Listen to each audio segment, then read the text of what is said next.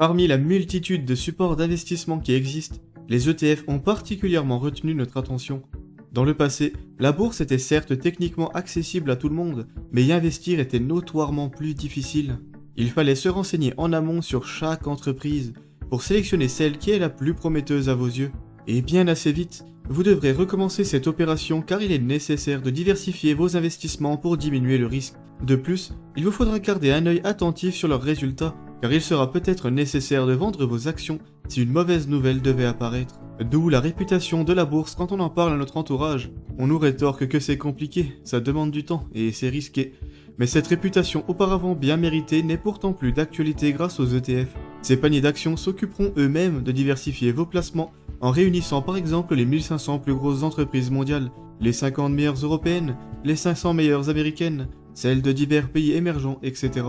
Grâce à eux, il n'est plus nécessaire d'être un vrai pro pour investir très efficacement dans ces supports qui, rappelons-le, vous donnent d'aussi bons résultats que des gérants de fonds professionnels.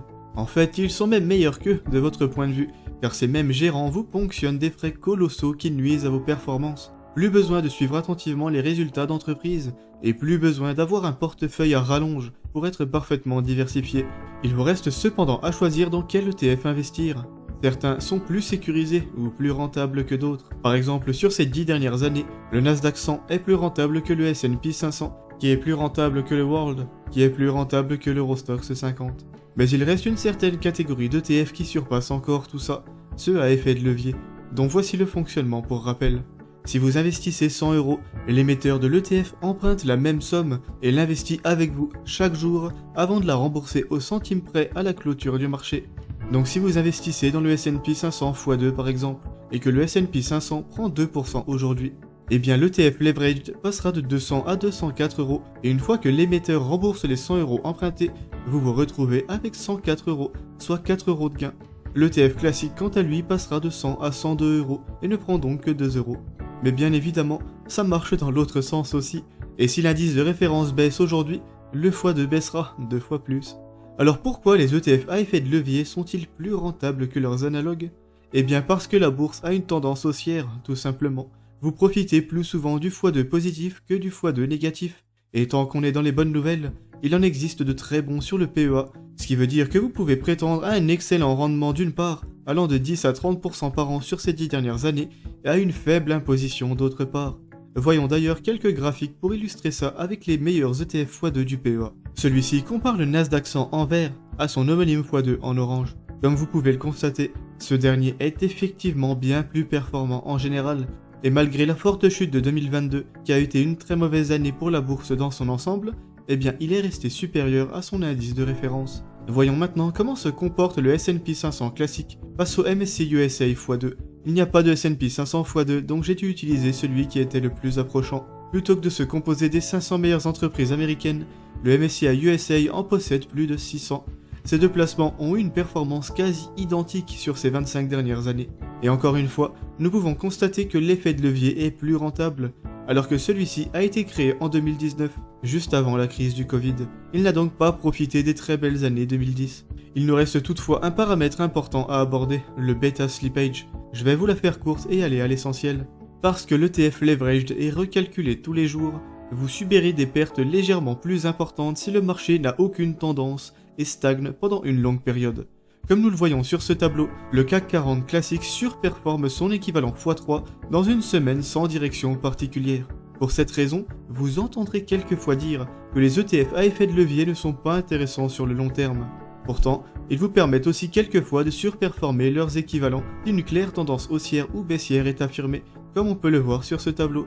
Ici, le CAC 40 x3 présente une performance plus de 3 fois supérieure à son indice de référence. Le bêta slippage n'est donc pas quelque chose de très méchant, mais il faut savoir qu'il accentuera la volatilité de l'index. Il faut donc vous poser la question de savoir si vous êtes prêt à vivre ça. Moi oui, et vous voulez savoir pourquoi? Déjà parce que ma tolérance au risque est plutôt élevée.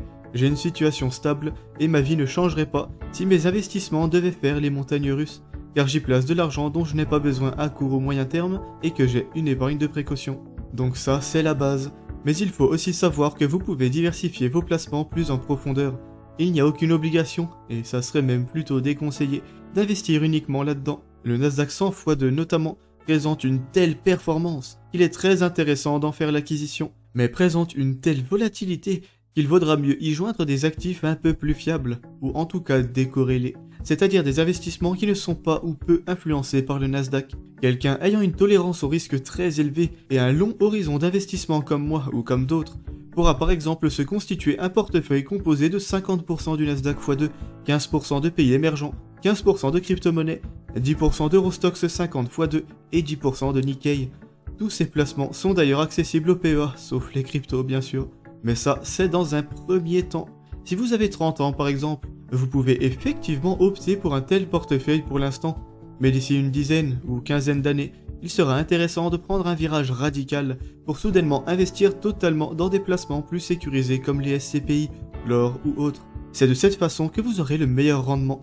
Acheter de l'or à 25 ans n'est mathématiquement pas rentable du tout, car un horizon de placement très long vous donne deux avantages.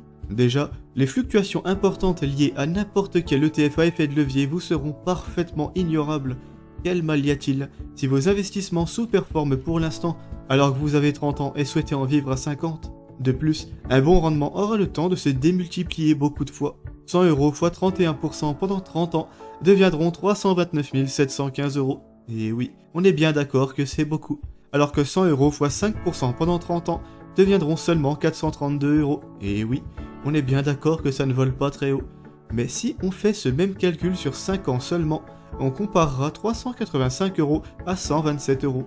La différence n'est pas énorme. Cet exemple vous illustre bien pourquoi il faut foncer vers le rendement étant jeune, et pourquoi il n'est par contre pas dérangeant de venir sécuriser votre patrimoine plus tard avec des actifs plus fiables. Il vous démontre aussi très bien le rôle qu'on peut donner aux ETF à effet de levier comme ceux vus plus tôt.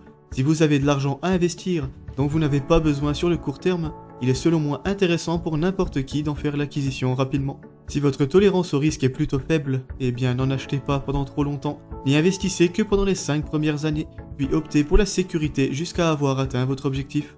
Quelqu'un ayant une situation stable et une tolérance au risque bien plus élevée pourra quant à lui y investir pendant plus longtemps. Cette fameuse tolérance a donc un impact direct sur votre performance, et vous avez mathématiquement intérêt à l'augmenter autant que possible. Il existe en fait beaucoup de façons d'y parvenir. Je ne suis pas en train de vous dire de simplement foncer dans la crypto et le Nasdaq x2 tête baissée. Voici quelques paramètres qui, si vous les possédez, contribuera à accroître cette fameuse tolérance, et donc votre rendement.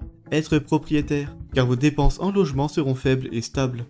Posséder un emploi solide, rentable et fiable. Accroître vos connaissances. Investir en crypto par exemple, fait bien plus peur à un novice qu'à quelqu'un ayant roulé sa bosse, et c'est bien cette deuxième personne qui connaît un rendement exceptionnel. Établir un budget solide, il vous permettra d'économiser plus d'argent et vous habituera à vivre plus humblement. Avoir une épargne de précaution plus ou moins conséquente suivant votre situation.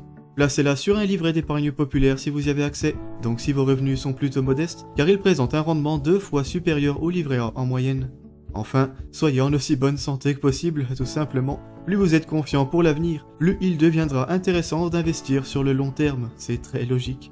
Aucun de ces paramètres ne présente le moindre petit risque, et c'est justement grâce à ça que vous pourrez vous permettre d'investir dans des placements volatiles et rentables. Si vous les possédez tous, ce n'est que du bon sens. Bien sûr, il ne vous est pas forcément possible d'y arriver. Être propriétaire par exemple n'est pas une mince affaire. Mais si vous possédez tous les autres avantages, eh bien vous pourrez tout de même vous permettre d'investir à un haut rendement potentiel tout en étant locataire. Et c'est d'ailleurs justement de cette façon que vous pourriez bien devenir propriétaire plus tard si vous le désirez, bien que ça ne soit pas une finalité en soi. Car oui, rester locataire pour toujours est faisable si c'est quelque chose qui correspond à votre mode de vie et vous convient, comme je l'illustre plus en profondeur dans une précédente vidéo, dont le lien apparaît en haut et en description. Et vous, êtes-vous un peu frileux à l'idée d'investir dans de tels placements? Parlez-en en commentaire. Sur ce, je vous dis à mardi prochain. Je vous invite à aimer la vidéo si elle vous a été utile, et à vous abonner à la chaîne si mon contenu vous plaît. Ciao.